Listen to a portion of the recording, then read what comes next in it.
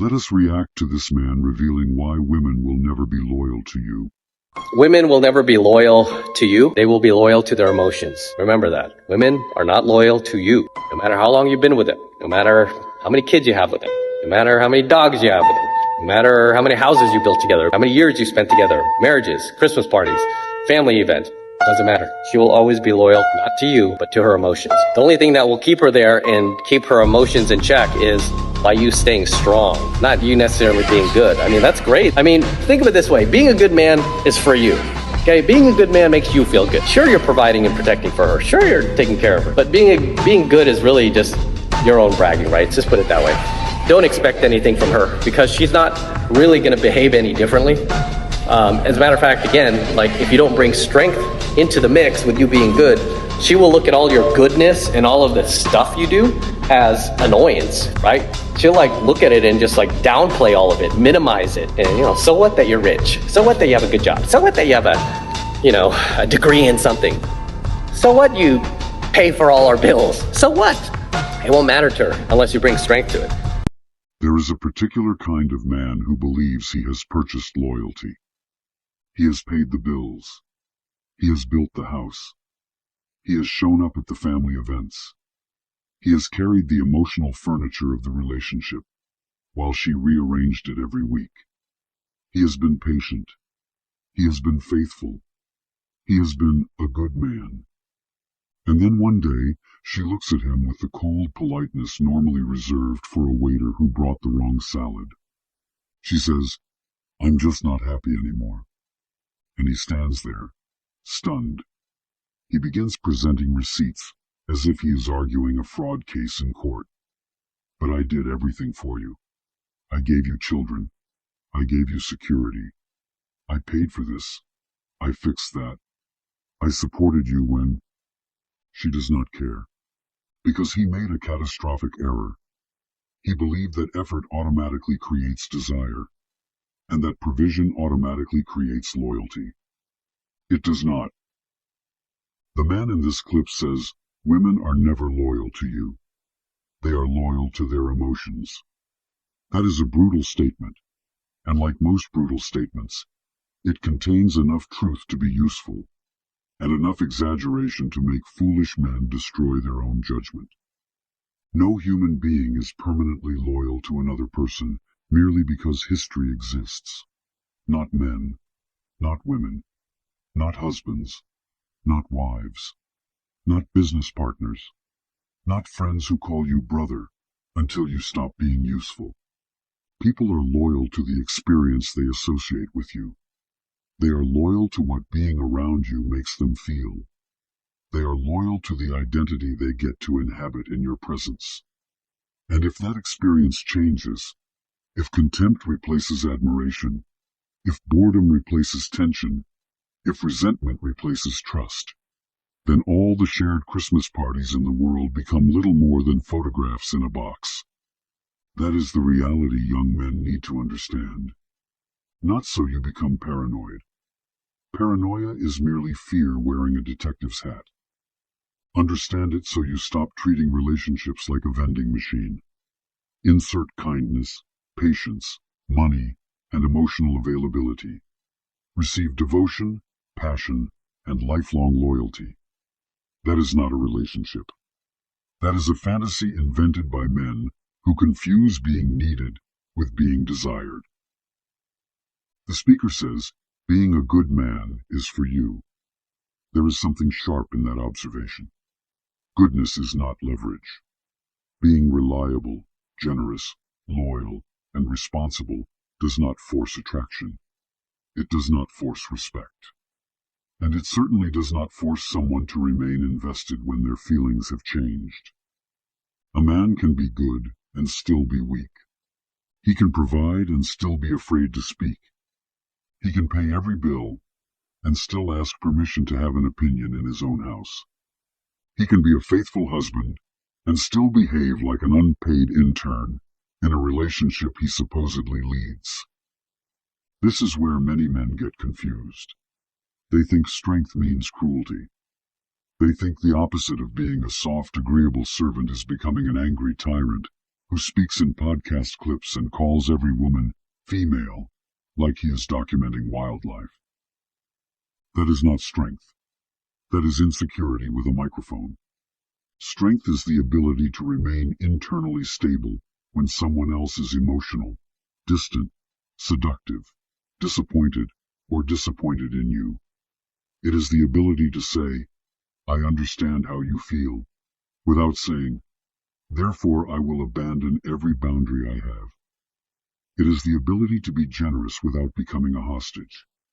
It is being able to walk away from disrespect without needing a 2-hour closing argument and a playlist. The relationship test is simple.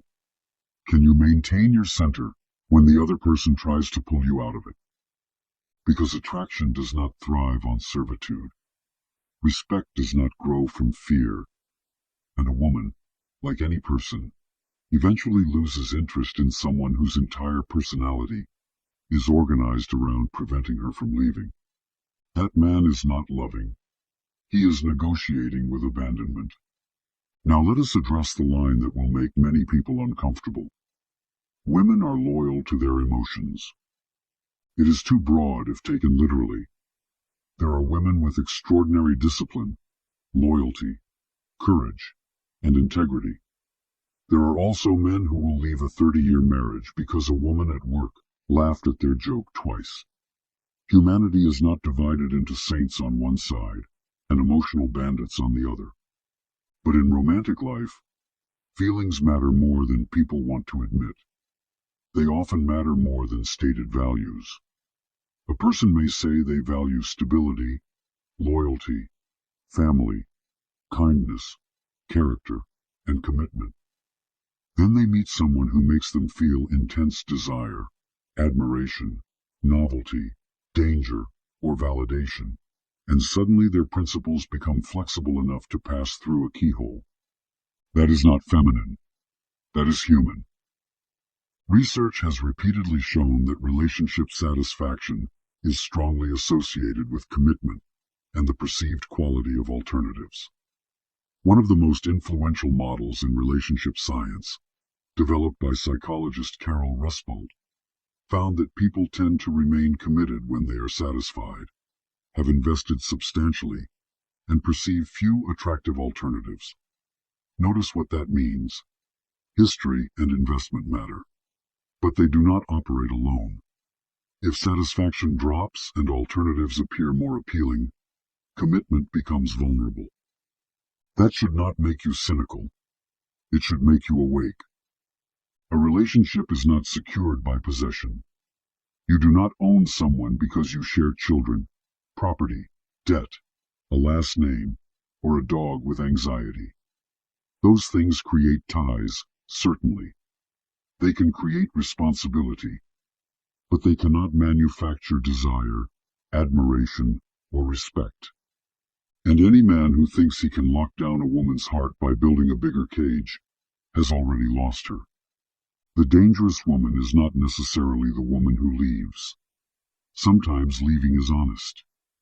The dangerous woman is the one who stays, while quietly extracting everything she can from a man she no longer respects. She likes the stability. She likes the lifestyle. She likes his provision. She likes the image. But internally, she has demoted him. He becomes the utility company with feelings. She may not even be consciously plotting. That is the most terrifying part. People do not always need to be villains to be destructive. Sometimes they simply follow appetite, resentment, vanity, and convenience with the serene confidence of a cat knocking a glass off the counter. And let us give a certain kind of woman her due. Some women can read weak men with frightening accuracy. They detect the man who needs to be chosen. They see the man whose self-esteem rises and falls with a text message. They understand that he will overinvest early, forgive anything later, and call it fighting for the relationship. She does not have to manipulate him much. He arrives pre-manipulated. He explains why he deserves respect. He offers resources before trust has been established. He makes her the center of his life before she has demonstrated that she belongs anywhere near the center. Then he is shocked when she treats him as a convenience. Young men, you cannot blame someone for using the leverage you handed them with both hands. If you are rich, educated, hardworking, responsible, and paying the bills, good. You should be. But do not strut around thinking these facts alone make you irreplaceable. A degree is not presence. A paycheck is not authority. A house is not character. Providing is necessary in many relationships, but it is not a magic spell that turns obligation into desire. If your entire value is what you can give, then you have made yourself easy to replace with someone who gives more. What cannot be easily replaced is a man with judgment, a man with emotional control, a man whose life has direction beyond a relationship, a man who sees clearly, a man who is warm but not naive, generous but not endlessly available, committed but not blind. That man does not need to threaten a woman to keep her. He does not need to monitor her phone, interrogate her friendships, or perform some cartoon version of dominance. Those are the rituals of a frightened man.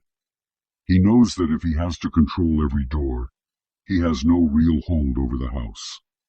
Real strength is quieter. It is standards, consistently enforced. It is telling her, through your actions, I want you here, but I will not destroy myself to keep you here.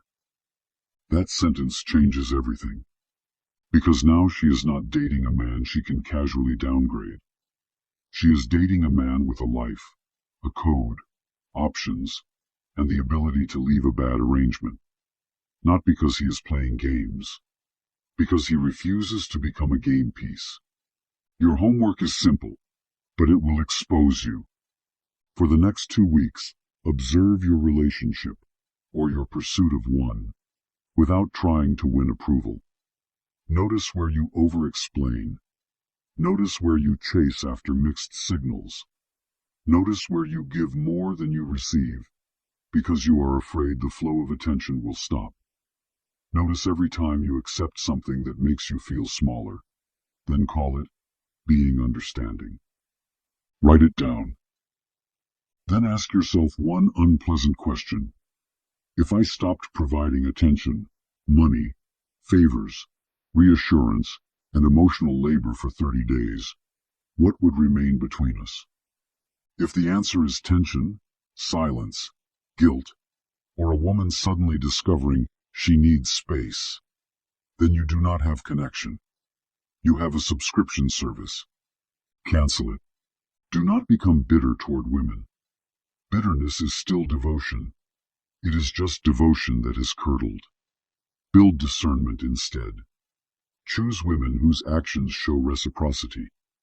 Choose women who respect limits. Choose women who bring peace instead of perpetual tests. And if you encounter someone who only values you when you are bending yourself into a shape that hurts, let her go find another volunteer.